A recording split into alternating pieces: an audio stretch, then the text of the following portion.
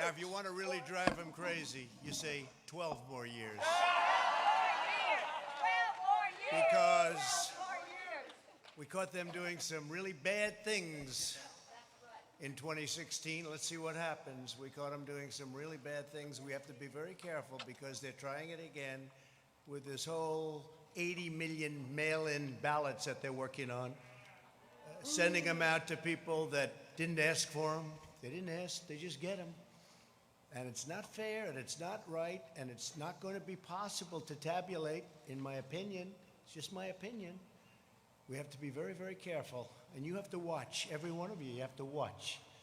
Because bad things happened last time with the spying on our campaign, and that goes to Biden, and that goes to Obama. And we have to be very, very careful. We have to be very, very careful. And this time they're trying to do it with the whole post office scam. They'll blame it on the post office. You could see them setting it up.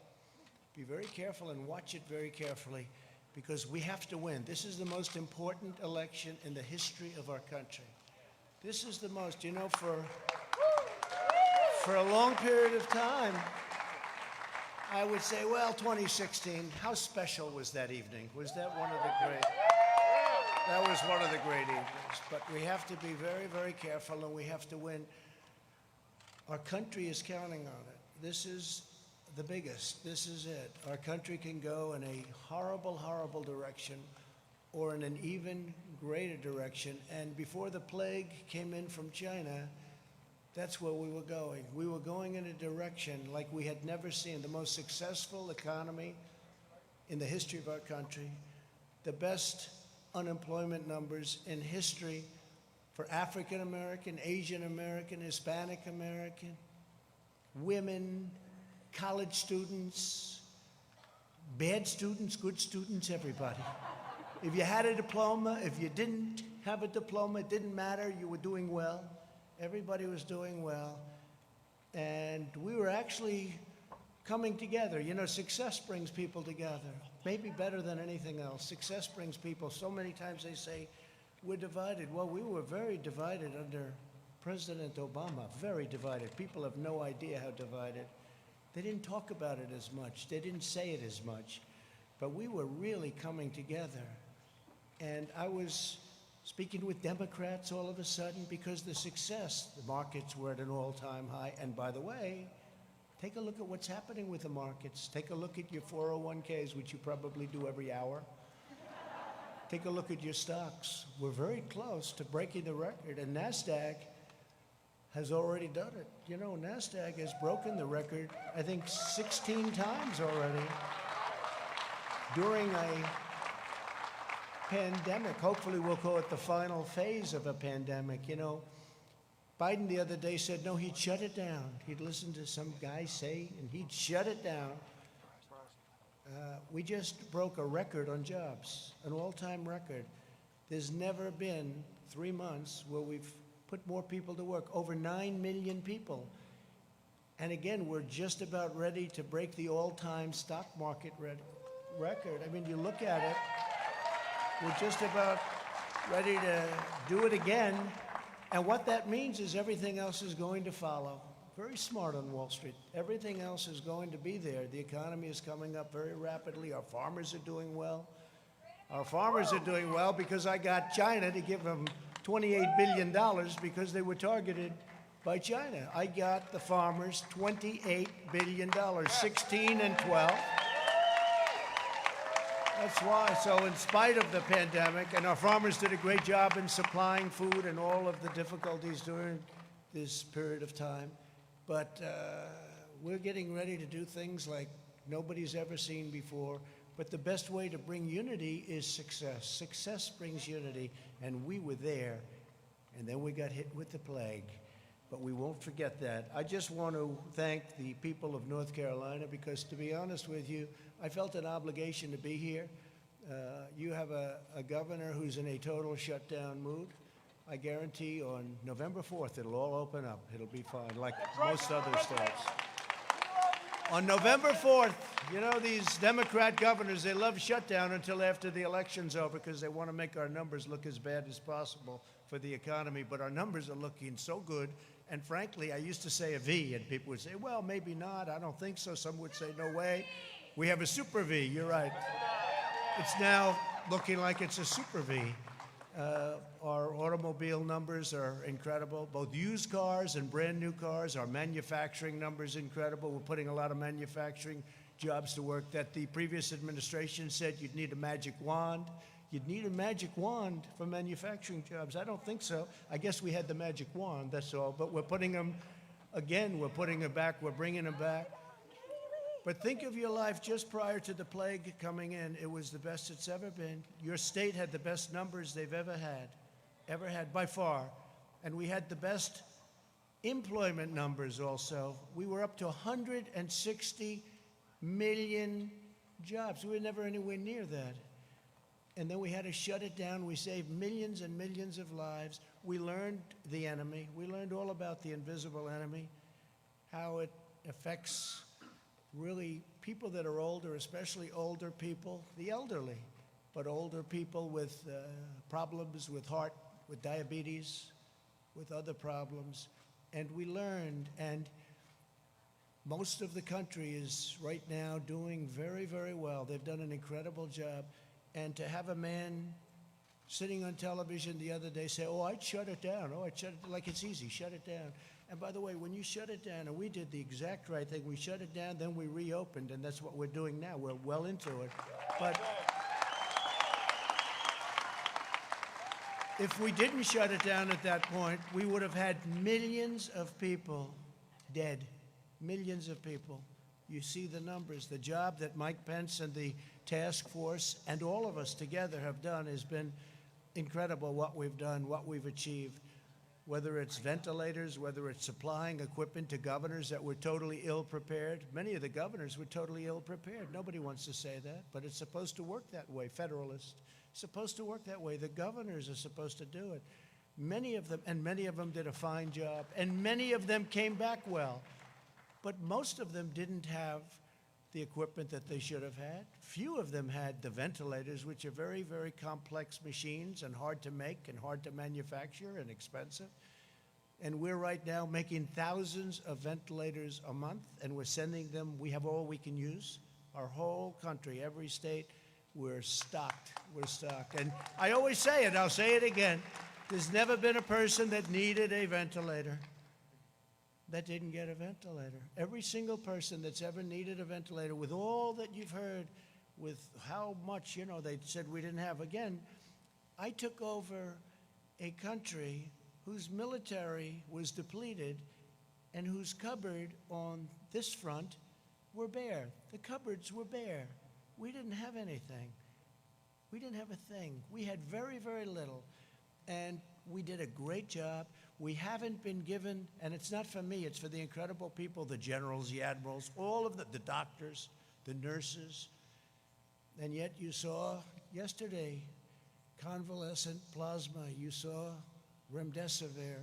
You'll soon see vaccines pouring out years ahead of what they would have been under a more traditional, let's use that term because it's nicer, a more traditional administration, where they would have taken years to come up with this stuff. We're coming up with it like nobody's ever seen before. The FDA, Dr. Hahn, I want to thank him. Alex Azar, I want to thank him.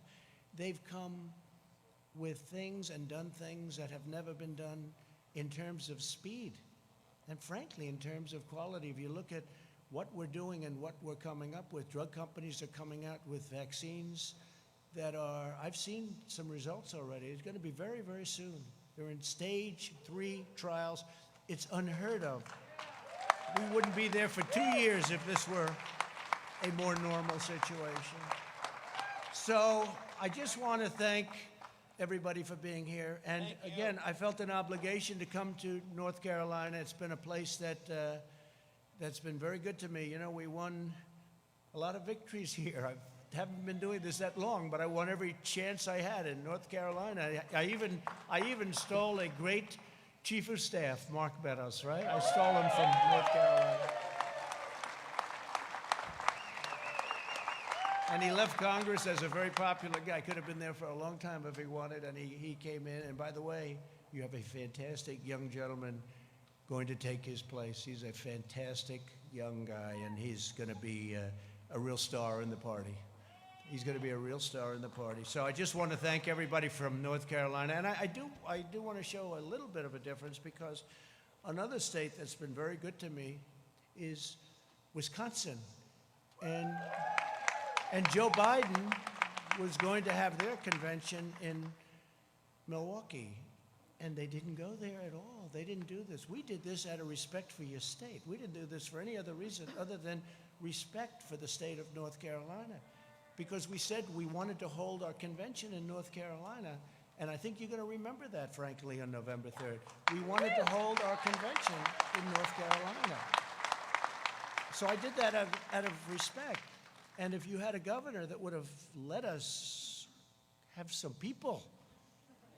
He actually told me this. We had an arena that holds 19,000 people. It was totally jammed, sold out. Every hotel was full, everything. And I called him. He said, but we have a shutdown going on, and according to the rules and regulations, now this is 19,000. He did say it.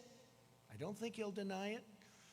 But he said, according to the rules and regulations, the most people you're allowed to have in that room, meaning that arena, he viewed it as a room, is 10 people. I say, so Governor, so I'm at 19,000, you're at 10. Can we work something in the middle? And it didn't sound too good. So we really had no choice. It was a terrible thing, but I felt so badly because you could have, economic development money, all of the things that happened. But we decided, I was with Rana, the vice president, everybody, Mark, and we said, let's have our big deal, the roll call. Let's have it right here, and let's do it. And I'm going to show up, and I'm not going to tell anybody. You know, until a few minutes ago, nobody knew I was coming, right? Nobody knew I was coming. So, but what's more important than the roll call? You're the ones calling it, so what's more important? So, and I have to tell you, we're going to do a lot of things. I'm just going to go over very briefly because we're going to make a speech on Thursday night. I hope you're all going to be listening. I hope, because I came in and I'm on Air Force One, and Air Force One has more televisions than any plane in history. They've got them in closets. They've got them on ceilings, floors. They've got more television. You can't escape a television. And I turned to CNN, and they didn't have this. They weren't having it. Can you believe it? They didn't have it. No, CNN didn't have our roll call. Then I turned to MSDNC, as I call it. MSDNC, which is truly, it is a branch of the Democrats. It's right. It's I wouldn't say fully owned corporation, but it's certainly a fully controlled, or they control them. Nobody really knows who's controlling who. But, they had it on television. I remember watching it, and it was interesting. You see the different states, and we say this, and we say that. The great state of Alaska, the great state of Alabama, the great state of North Carolina, the great state of all of them. And it's very interesting to me. They had theirs on, but they didn't show it. Instead, they're showing the scam because they're trying to show the post office so that when their whole mail-in thing fizzles, they'll try blaming it on the post office. Okay, so they're showing these hearings that are very boring, actually. And they're not showing this either. They weren't showing this. And Fox had it on, but unfortunately, Fox wasn't showing it too much because they had the announcers talking.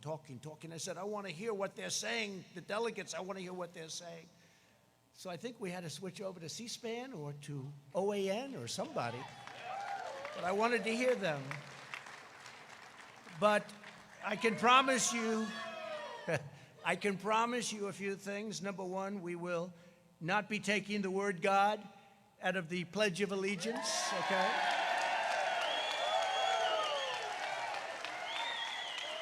Like they did a number of times at their caucuses, so they took the word God out. I heard it. I was listening. I said, that's strange. It's sort of weird. You've heard it all your life, right? Under God, under God. All of a sudden, those two words are missing.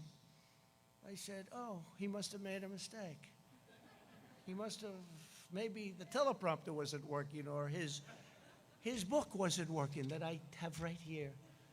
Something wasn't working. Must have made, but the problem was then the next day I heard it again. I said, that's not a mistake. That's pretty. And then they immediately went into a mode. Oh, no, we didn't mean that. No. We didn't say it for the convention. We didn't say it. No, that's where they're coming from. That's where they're coming from. You can say it or not say it. That is where they're coming from. Just like with energy, they don't want energy. Not working well in Texas, by the way. I just looked at a poll. And by the way, just came out that we have received 51% in the big and very important Rasmussen poll, and my numbers actually went up during the Democratic National Convention, 51%. So think of it. Think of it.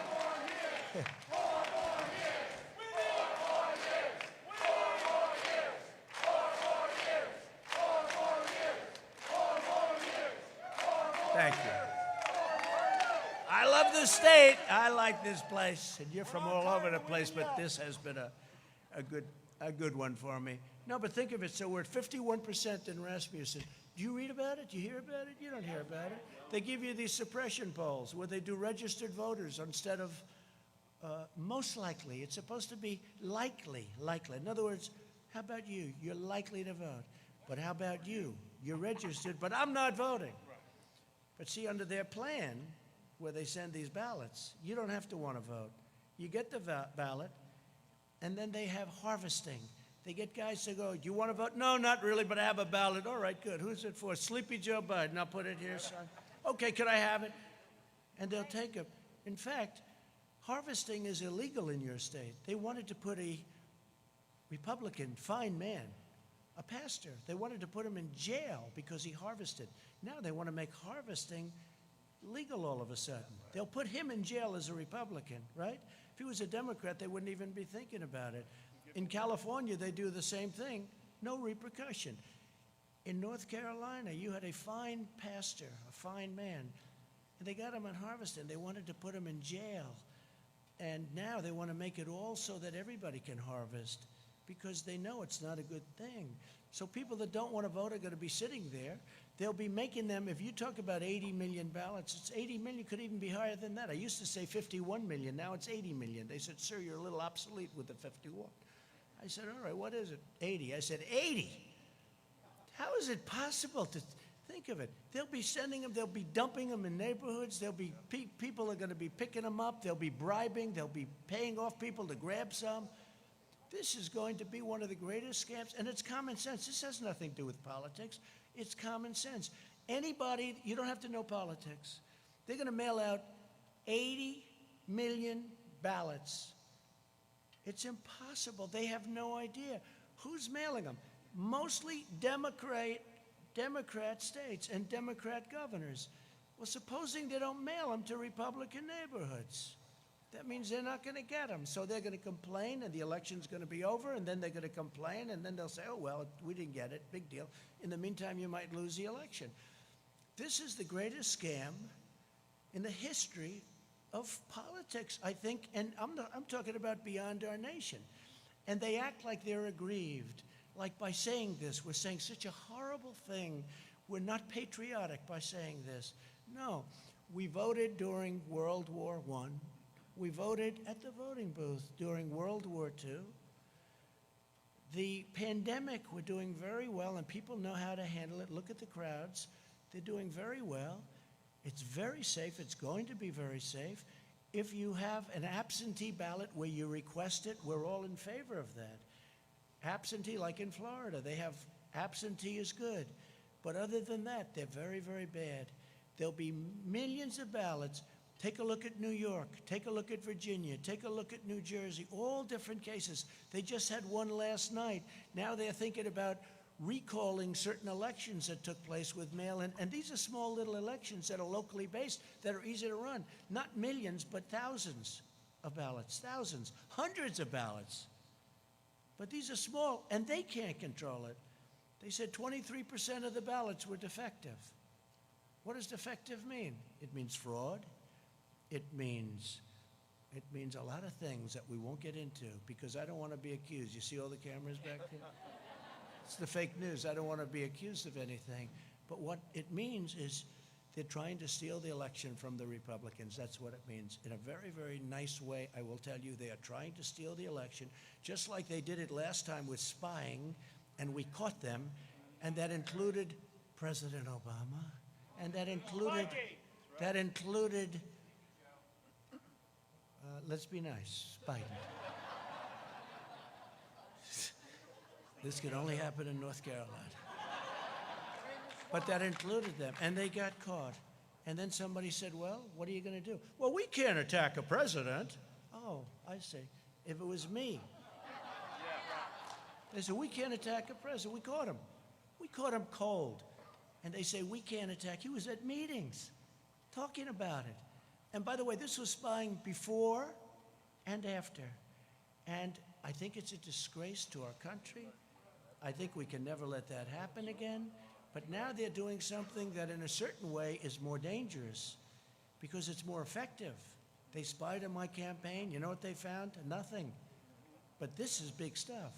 This is stealing millions of votes, and it's going to be very hard. Now, we're in courts all over the country, and hopefully we have judges that are going to give it a fair call, because if they give it a fair call, we're going to win this election. The only way they can take this election away from us is if this is a rigged election. We're going to win this election.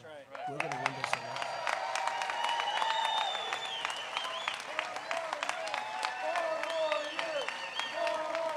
So I'm just saying we cannot have these live, we call them live. Some people call them universal. I like the word live. These live mail-in ballots sent to everybody, including mostly people that never asked for them. Think of it. You're sitting there, you get a ballot. Here's the bottom line. It was just given that in the polls, believe it or not, that because the polls try and treat us right. That's why I respect Rasmussen, because they did well. A few of the others feel the same way, and they did well last time. Those are the ones that I look at, the ones that did well last time. And Rasmussen was very good. But if you look at it, every single vote that they have, every single vote, it's going to be looked at. A man is sitting, or a woman is sitting, waiting for nothing, watching television, has no enthusiasm. Because on enthusiasm, the polls are saying that I'm up by massive numbers, not just a little. I'm also way up on the economy, by the way, put it down, way, way up. But I'm up by massive, and when I say I'm up, I'm talking about we're up, okay? So if you could, please. But I'm up by massive numbers on enthusiasm. So our voters are saying, I'm very angry about this. I'll go to the poll directly and vote. But their voters are saying, I don't care if Biden gets in. He doesn't have any enthusiasm. When you go to Ohio, when you go to Wisconsin, when you go to North Carolina, when you go to a lot of states, they have the Trump-Pence sign on every lawn. It's all over the place, right? It's all over. We don't see Indiana, too. Indiana's great. Bobby Knight. We love Bobby Knight, too, I'll tell you. We love Bobby Knight and Coach Holtz and all of them. They love us and we love them. Indiana's great. Thank you. But here's the thing. So if they don't have any enthusiasm, so you'd say, are you going to vote? I'm not getting up to vote. Okay, I want to watch television instead of vote. All right. But here's a ballot. It just got to you. And he opens it. Oh, here's a ballot. What the hell am I going to do with this thing? And then they have somebody knocking on your door, and they're harvesting. Hey, have you gotten your ballot? Yeah, I have my ballot. You going to sign it? Well, if you want, I'll sign it. Here it is. Get out of here. That's the most honest way of doing it. And that's unfair. That's unfair. Because now they're taking all of that enthusiasm that our party has. And we have tremendous enthusiasm. I think we have record enthusiasm. We have a base. We have a base the likes of which nobody's seen, including these people. Wall Street Journal did a fantastic story this weekend, a fantastic cover story this weekend on this base. Is an incredible base. Everybody here is going to vote. Everybody in our base. I mean, we have a tremendous base. They don't. They have no enthusiasm for their candidate. Because frankly, Bernie Sanders, they have much more enthusiasm for him. But Bernie Sanders, excuse me, again, he's the greatest loser I've ever seen. This guy can lose and be so happy. Hillary Clinton, I want to use nice language, so I don't want to use a certain word. It starts with the word S-C. I don't want to use it because they'll say he used foul language while in North Carolina. But so I won't do that. But Bernie Sanders got taken advantage of, is that okay? By Hillary Clinton, but worse, by the Democrats this time. Because if Pocahontas, Elizabeth Warren, got out of the campaign one day prior to the Super Tuesday vote, Bernie Sanders would have won every single state, because Biden won by a little bit, and she didn't do well, but she took thousands and thousands of votes away in each state. If you add just a percentage of those votes back, that means that Bernie would have won easily the nomination. And I'm glad he didn't, because he had much more enthusiasm. Yeah. And he would have had a base, much smaller base than ours, but equally, I have to say this, equally as enthusiastic. This base doesn't like Joe Biden. They don't like Joe Biden. I think we're going to get a lot of votes. We did last time. People were surprised, primarily because of trade, because I know how other countries take advantage of us, and I understand that. And that's something that Bernie Sanders people really feel, because I understand trade. I've done USMCA now. I got rid of NAFTA, the world's worst trade deal. China tariffs. I mean, China had the worst year they've had in 67 years prior to the plague. The worst year they've had in decades and decades. And we had the best year we've ever had. But we took in billions from China. We never took in 10 cents from China. Never took in 10 cents. They took China for 25 years, and not only Obama, for 25 years, China was taking in anywhere between 200 billion with a B and $550 billion from the United States. I give them all the credit, number one, for being smart and outfoxing all of the people that stood here and their representatives. But China, we built China. We helped build. We gave them $300, $400, $500 billion a year. Because before that, and before the World Trade Organization and they getting into it, China was flatlined. It was after that happened. And then they took advantage of us because we didn't have people that were smart enough to see. And by the way, Biden would be the worst of all of them, because his son took out $1.5 billion and he gets fees on $1.5 billion, which is millions of dollars a year. Give me a break. China will own our country if this guy gets elected. We can't let it happen. We can't let it happen. So we have a big one coming. And just to finish, enthusiasm. So they take the enthusiasm now out of the equation, because they're going to go knock on everybody's door. Here, would you sign this? Yeah, I'll sign it. Nobody knows who the hell is signing it. And they now want to have it where the signature doesn't have to be verified. No, that's right. The signature doesn't have to be verified. And then they're going to play the game that we're not patriotic. What they're doing is using COVID to steal an election. They're using COVID to defraud the American people, all of our people, of a fair and free election. And we can't do that. And don't let them give you the post office stuff. The Postal Service, they do a great job. They lose a lot of money. I've said, if they charged Amazon and these companies doing that a couple of dollars more a package that Amazon has to pay, not the customer, you know what would happen? Post office would start doing very well, thank you. Amazon dumps all the packages. Why should we deliver it? We'll let the post office do it, lose a fortune. So if they charged Amazon, now, of course, he owns the Washington Post, so when I get bad stories in the Washington Post, I wonder why, right? I wonder why. But I just tell it like it is, right? I tell it like it is. We love you. We've accomplished more. We've accomplished more during the first 3.5 years of this administration than any president in the history of our country. And I'm not even getting, pushback. I've been saying this for 2 years, for 3 years. I used to say for 2 years, for 3 years. But we've done more, let's say just about. This way they can't say, well, somebody won a war or something, right? No. We've accomplished more than just about any administration in the history of our country. We've secured our borders. We've built our wall, which will be finished very shortly. We've brought back manufacturing jobs. We've defeated the ISIS caliphate and killed al-Baghdadi. We also killed the greatest biggest terrorist, maybe of them all. Soleimani, we killed Soleimani, right? And al-Baghdadi.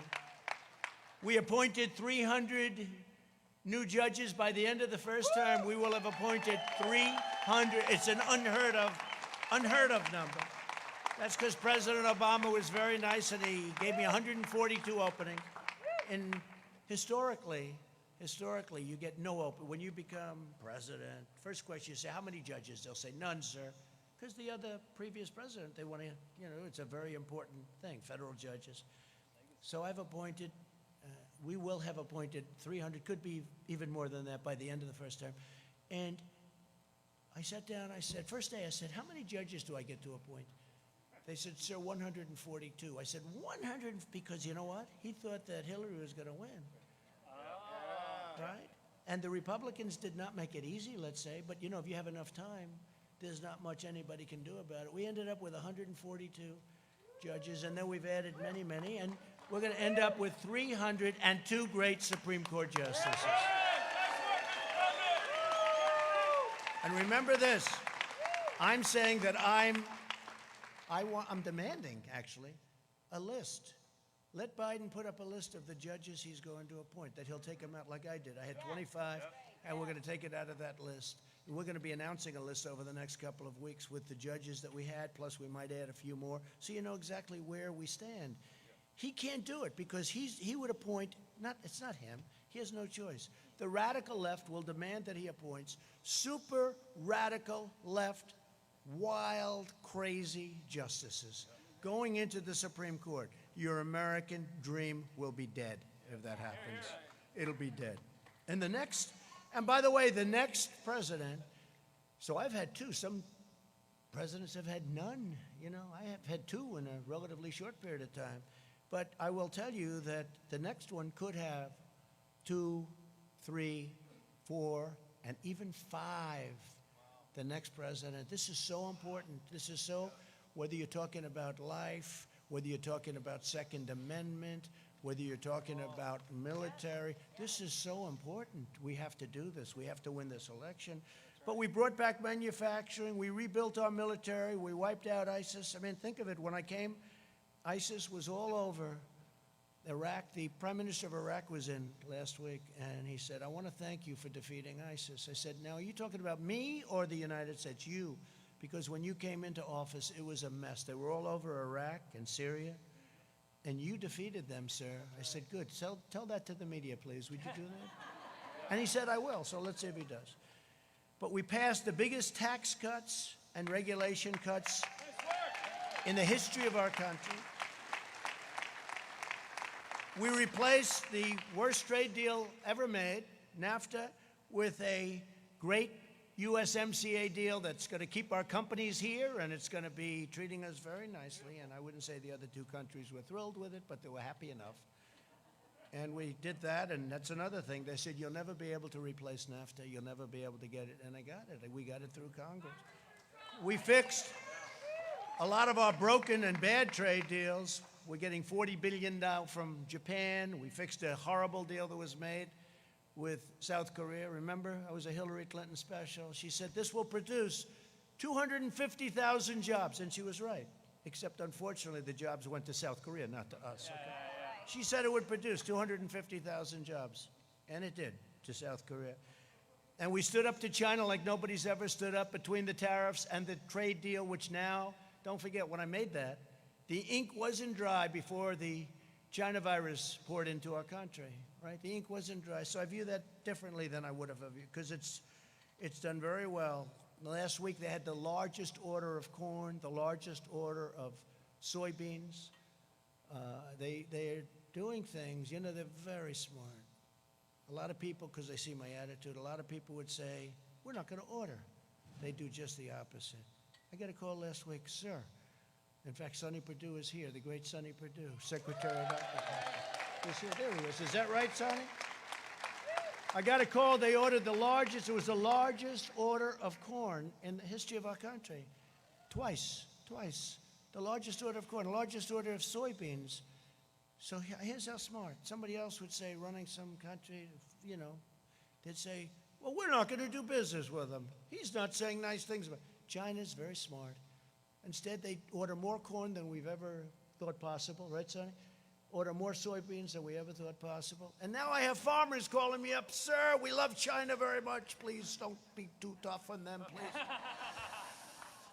It makes it very difficult, Sonny, right? You know, we do too good a job sometimes. We've achieved American energy independence, and we're now #1 in the world by far.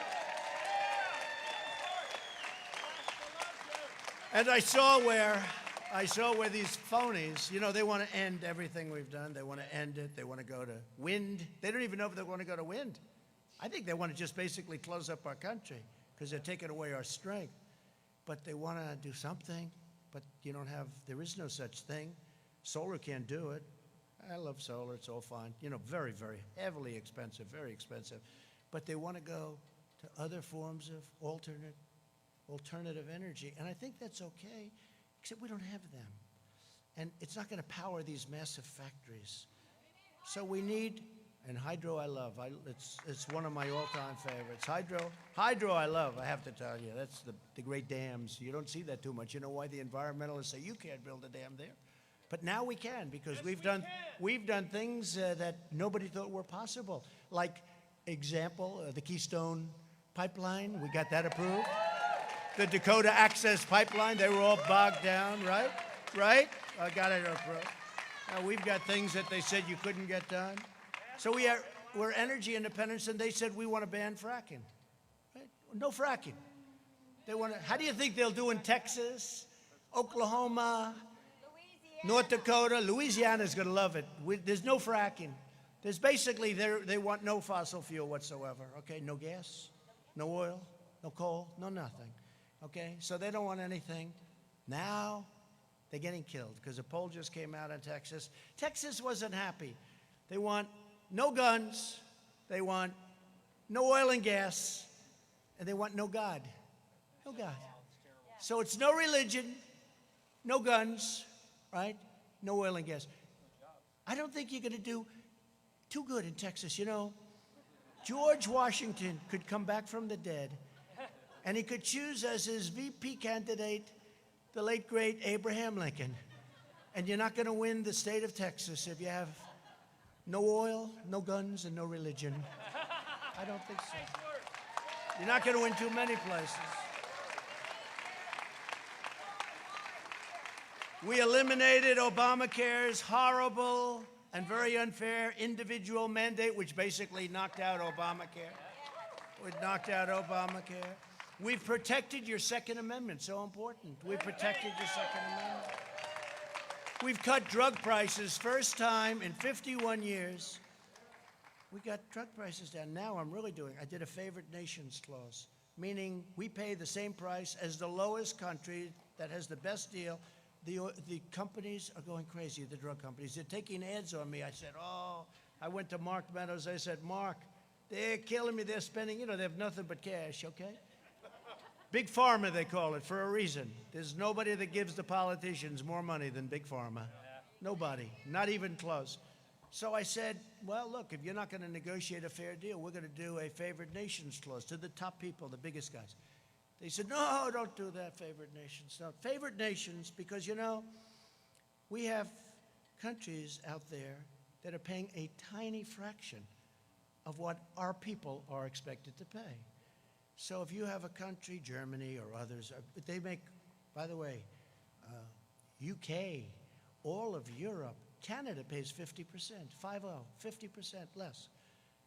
In fact, people leave our country, go to Canada, pick up their drugs, and they come back home. Can you believe it? This is the kind of difference. So I say, no, I want a favored nations clause. I also want a rebate clause, a rebate where instead of the money going to the middleman, who have to be the richest people in the world, they get so much. They get more money, frankly, than the drug companies. At least the drug companies make a product. So I wiped out the rebate where now it goes to people, and I instituted what's called a favored nations clause. And it's very simple. You have that in deals. It's whatever the lowest price in the world. We're the biggest purchaser of prescription drugs by far in the world. So whatever the lowest price is that other countries pay, So if you have a country paying 10 cents for a pill and we're paying $2.50, and it's not such an exaggeration, believe me, then we get it for 10. So what happens is that doesn't work, so they'll go up a little bit, we'll come way, way down. So I said, favored nations, I want to pay what the lowest price is anywhere in the world. We're the biggest purchaser. We want a favored nations. They had a heart attack, and then I signed it. They didn't believe it. They didn't believe it. And now what they're doing is they have ads, millions and millions of dollars worth of ads, that I've been horrible to the people because of drugs, and I believe in socialism. Socialism. You know why? Because some of the socialistic countries get the lowest price. So the only thing I have with socialism is I want to get their price, okay? That's the only thing. Other than that is our country will never be a socialist country. Okay?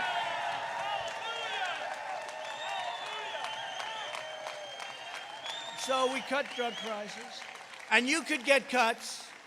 You could get cuts.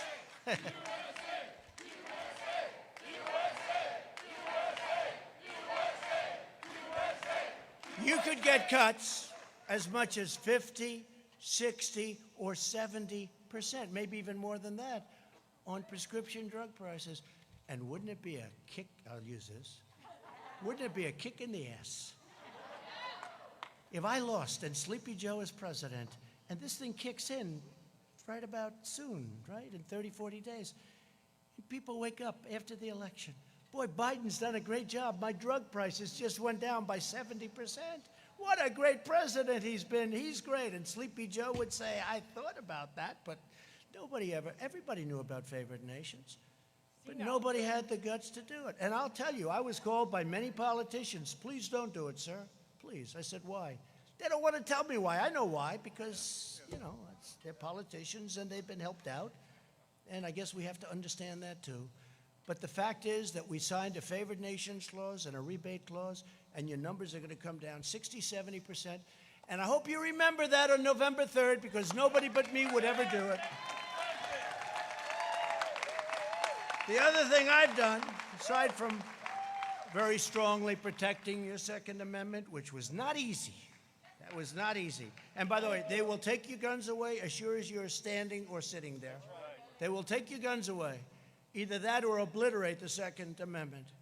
The right to bear arms. You have the right to bear arms, especially when you look at a Portland and you see how weak those Democrats are. The governor, the mayor, how pathetic. They let them riot every night. We're saying, let us come in and solve your problem. We will solve it for you in 1 hour, just like we did in Minneapolis, Minnesota, right? 5 nights, 6 nights. They have to ask us in. Let us come in. We'll solve your problem. They're almost used to it. This is the way our whole country would be if you ever let a thing like this happen. Our whole country would be. So we protected your pre-existing conditions, very strongly protected pre-existing, and you don't hear that, but we very strongly protected your pre-existing conditions. So we got rid of the horrible individual mandate, which cost everybody a fortune, and we strongly protected. Every Republican is sworn to protecting your pre-existing conditions. It's very important.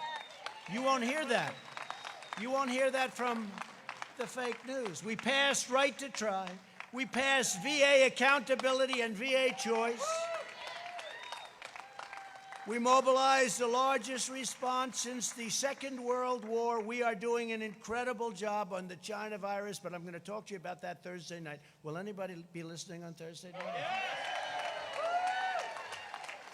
And just very quickly, in the second term, among many other things, we'll continue with our military. We've built the strongest military by far. It was depleted. Hello, nice Marine back there. It was depleted like you wouldn't believe. We have the best jets and rockets and equipment of any kind. Tanks made in Ohio. Lima. Tanks made in Ohio. So we're going to create 10 million jobs, I think very easily in the first 10 months. That's not, they want to raise your taxes. You know, all my life I've heard as a politician, you like to lower taxes, right? This is the only election where somebody said, we're going to raise your taxes. They're going to raise your taxes, quadruple your taxes.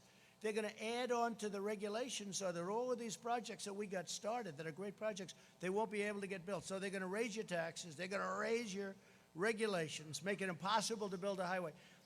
It used to take 17 years, 18 years, 20 years, 21 years, long time in some cases, to get approval to build a highway, right? We have it down to 2 years now. We're going to have it down to 1. And it may get rejected for environmental or safety reasons, but we're going to know it very quickly. We're not going to take 17 years. We could name highways. They took forever. End up costing 100 times more, and they're not as good. Some of them go in circles, to get to a point. They want to miss a certain nest. So let's spend $37 million to miss. Look, we've got to be smart. We've got to be smart. We've got to win an election. Also, we're going to create tax credits for companies that bring our jobs back from China and other countries and impose tariffs on countries that take advantage of the United States. And they've been taking advantage of us for years and years, and I've already done it in certain cases. We have countries that tariff us and we don't tariff them. So they tariff us. It's very simple. It's called reciprocal. They tariff us, we tariff them. That's right. Thank you. We are going to fully fund law enforcement and hire more police.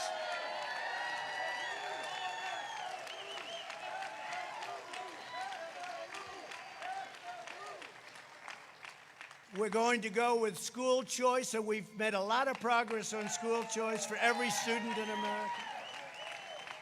We're going to continue to expand opportunity zones. There's been nothing better. Don't forget, it was us together, that got criminal justice reform done. The greatest thing for the black community, African-American community. They came and they said, we can't believe it. Obama didn't even try. And not only that, I got funded the historically black colleges and universities. I got them funded. They weren't funded. They were year to year. They didn't know if they were going to be around for another year. And they'd come in to the White House, and after 3 years, I said, why do you guys keep coming back? Well, it's a year-to-year deal. I said, that's not fair. So you have to come back every year. And we got them long-term financing and long-term funding. Nobody's done more for the historically black colleges and universities than Donald Trump. Nobody. Nobody's done more for the African-American community. No president has done as much as anybody since Abraham Lincoln. It's true. It's true. Criminal justice reform, opportunity zones with Tim Scott of South Carolina. He's a great senator. He's a great gentleman. Tim Scott is fantastic. Opportunity zones. But think of it, criminal justice reform, opportunity zones, the colleges and universities. What we've done has been amazing. But the most important thing is, prior to the virus, the greatest job numbers in the history of the African-American community, the Hispanic community, and the Asian, as I said. So I just want to thank everybody. We're going to get rid of our sanctuary cities as soon as we can so that they don't protect.